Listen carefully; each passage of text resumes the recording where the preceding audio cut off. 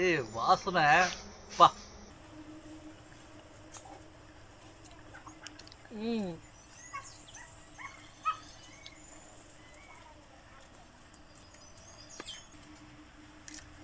ம்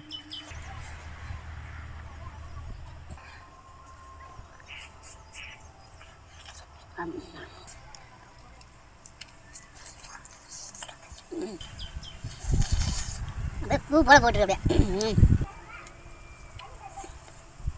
செரிமான பானம். இதனாலதான் நம்ம எவ்வளவு உடம்பு சாப்பிட்டாலும் உடம்பு ஏறதே இல்லை. அதே மாதிரி தொப்பை சுத்தமா கிடையாது, உடம்பும் ஏறல, தொப்பையும் கிடையாது. அதுதான் இதுல உள்ள சீக்கிரட்டு.